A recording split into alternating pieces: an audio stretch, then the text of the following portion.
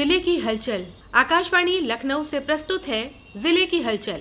आज सुनिए रामपुर और गाजियाबाद जिलों की हलचल। पहले सुनते हैं रामपुर जिले की हलचल। आलेख और स्वर है शन्नू खान का। पुलिस अधीक्षक के निर्देशन एवं अपर पुलिस अधीक्षक रामपुर के मार्गदर्शन में नव वर्ष विशेषांक पत्रिका तेजस्विनी भाग 2 का विमोचन किया गया। इसके अंतर्गत पुलिस अधीक्षक एवं अपर पुलिस अधीक्षक द्वारा आरटीसी प्रशिक्षुओं को नव वर्ष 2026 की शुभकामनाएं व बधाई दी गई एवं जनपद रामपुर के सराहनीय कार्यों का वर्णन किया गया है। इस पत्रिका के माध्यम से आरटीसी प्रशिक्षुओं द्वारा नारी के जीवन से प्रेरित व पुलिस प्रशिक्षण के अनुभवों पर आधारित कविताओं के सार संग्रह को प्रस्तुत किया गया है। पुलिस अधीक्षक विद्यासागर मिश्र ने बताया कि हम लोगों ने दीपावली के अवसर पर तेजस्विनी नामक पत्रिका, जो बच्चियों के द्वारा ही उनके अनुभव थे, कविताएं थी और कहानियां थी, वो प्रकाशित की गई थी।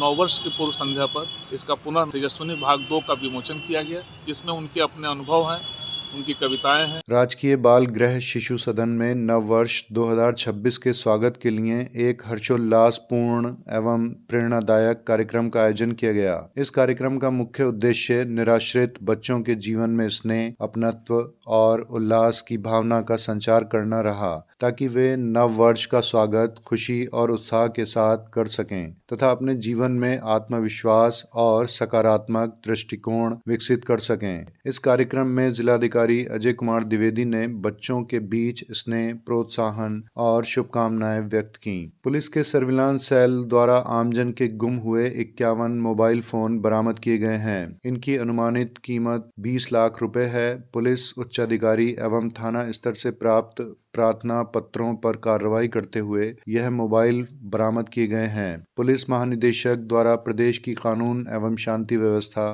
तथा अपराध नियंत्रण के लिए 10 प्राथमिकताएं निर्धारित की गई हैं। इसमें साइबर अपराध से मुकाबला भी एक प्राथमिकता है। इन्हीं प्राथमिकताओं का अनुपालन करने के क्रम में आमजन के गुम हुए मोबाइल फोन बरामद किए गए हैं। पुलिस अधीक्षक द्वारा बरामद किए गए मोबाइलों को उनके स्वामियों को पुलिस कार्यालय में सौंपा गया। जनपद में अवैध उपखनिज खनन, अनधिकृत परिवहन एवं ओवरलोडिंग पर प्रभावी रोक लगाई जा रही है। इस उद्देश्य से जिला प्रशासन द्वारा लगातार निगरानी एवं कार्रवाई की जा रही है। जिलाधिकारी अजय कुमार द्विवेदी के निर्देशानुसार जनपद की सभी तहसीलों में प्रमुख मार्गों एवं चौराहों पर 9 चेक पॉइंट स्थापित कर विशेष जांच अभियान संचालित किया गया। जिलाधिकारी अजय द्विवेदी ने बताया कि पूरे जनपद में 10 से अधिक जो है चेक पॉइंट स्थापित किए गए हैं, जो मुख्य मार्ग हैं। सभी जो गाड़ियां निकलती हैं उनके जो परिवहन प्रपत्र हैं वो चेक किए जाते हैं। ये भी देखा जाता है कि गाड़ी जो है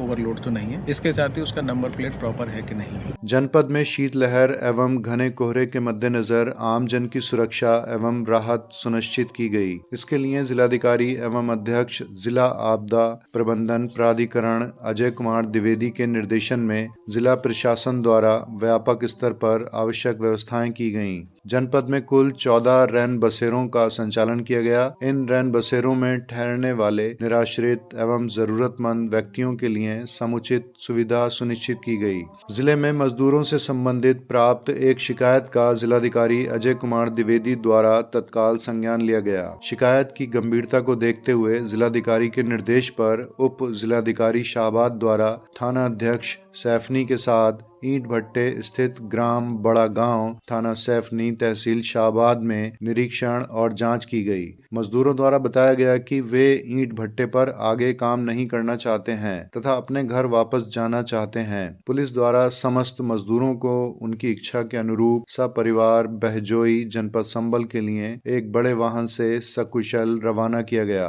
जनता दर्शन के अंतर्गत मुख्यमंत्री राहत कोष योजना के माध्यम से गरीब, बीमारियों से पीड़ित एवं आर्थिक रूप से कमजोर 23 पात्र लाभार्थियों को 33 लाख रुपए से अधिक की आर्थिक सहायता दी गई। इसके साथ ही child care and protection fund के तहत 2 गंभीर रूप से बीमार बच्चों को 1.25 लाख रुपए से अधिक की सहायता उपलब्ध कराई गई। स्वास्थ्य सुरक्षा के क्षेत्र में आयुष्मान भारत योजना के तहत 96 जरूरतमंद लाभार्थियों के आयुष्मान कार्ड बनाए गए। इसी क्रम में रेड क्रॉस सोसाइटी फंड से 7 गंभीर रोगियों को 2.25 लाख रुपए की आर्थिक सहायता दी गई। दिव्यांगजनों के सशक्तिकरण की दिशा में भी प्रभावी कदम उठाते हुए दिव्यांगजन सशक्तिकरण योजना के अंतर्गत 11 दिव्यांगजनों को ट्राईसाइकिल एवं व्हील चेयर उपलब्ध कराई गई। रामपुर जिले की हलचल के बाद आइए सुनते हैं गाजियाबाद जिले की हलचल। आलेख है मनोज शर्मा का। यात्रियों की सुरक्षा को मजबूत करने की दिशा में केंद्र सरकार ने सार्वजनिक सेवा वाहनों के लिए बड़ा कदम उठाया है।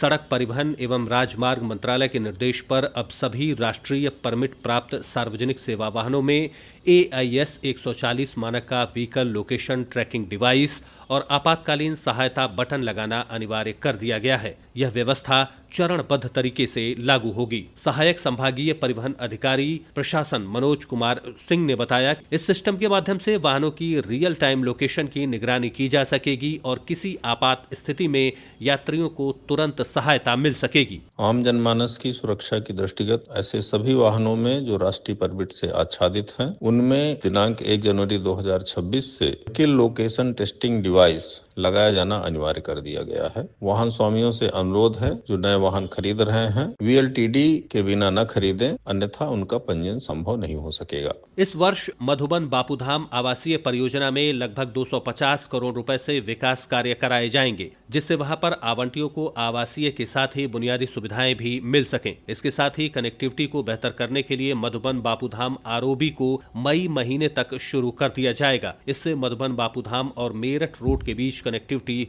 बेहतर हो जाएगी। एक ओर जहां रेलवे फाटक पर जाम की समस्या से लोगों को छुटकारा मिलेगा, दूसरी ओर बुनकर मार्ट, सह एक्सपो मार्ट और कन्वेंशन सेंटर का निर्माण भी पूरा कर दिया जाएगा। प्रधानमंत्री आवासीय योजना शहरी के तहत 5 प्रोजेक्ट निर्माणाधीन हैं। इन प्रोजेक्ट में कुल 3,496 फ्लैट तैयार हो रहे हैं। GDA सचिव विवेक कुमार मिश्रा का कहना है कि कोयल इनक्लेव में रामायण थीम पार्क विकसित होगा। पार्क में 5D motion chair theatre, mirror house, holographic projection, light and sound show के साथ रामायण के प्रमुख पात्रों की 15 मूर्तियां और कुल 45 कलात्मक प्रतिष्ठान स्थापित किए जाएंगे। इंदिरापुर में संस्कृति दर्शन पार्क भी तैयार किया जा रहा है, जो 2026 में पूरा हो जाएगा। वैशाली में 1800 वर्ग मीटर क्षेत्रफल में उत्सव भवन बनाया जा रहा है। जिला MMG अस्पताल में 100 बेड का क्रिटिकल केयर ब्लॉक बन रहा है। इसके मार्च 2026 तक बनने की उम्मीद है। इसमें ICU की सुविधा भी होगी। इससे गंभीर मरीजों को लाभ मिलेगा।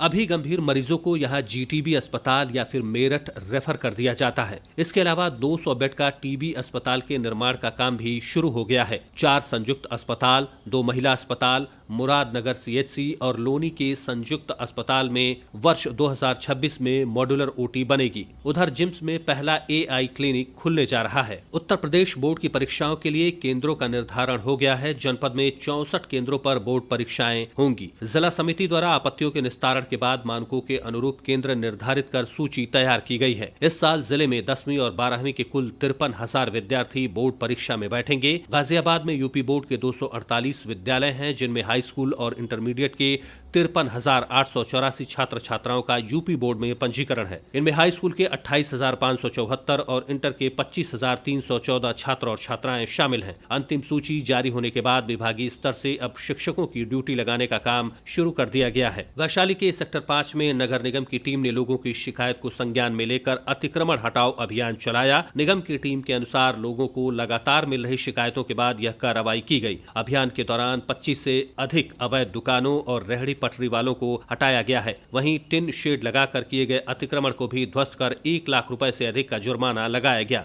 नगर निगम के आदेश पर स्वास्थ्य विभाग की टीम ने क्षेत्र में अतिक्रमण हटाओ अभियान चलाया। नहर पुलिया से शॉप्रिक्स मॉल और सरकारी स्कूल के आसपास लंबे समय से अतिक्रमण करने की शिकायतें आ रही थीं। अतिक्रमण की वजह से यातायात और पैदल चलने वालों को भी परेशानी का सामना करना पड़ रहा था। शिकायत का संज्ञान लेकर 25 से अधिक दुकानों और ठेलों को हटाया गया। ये था आकाशवाणी लखनऊ के क्षेत्रीय समाचार एकांश द्वारा प्रस्तुत जिले की हलचल का आज का अंक।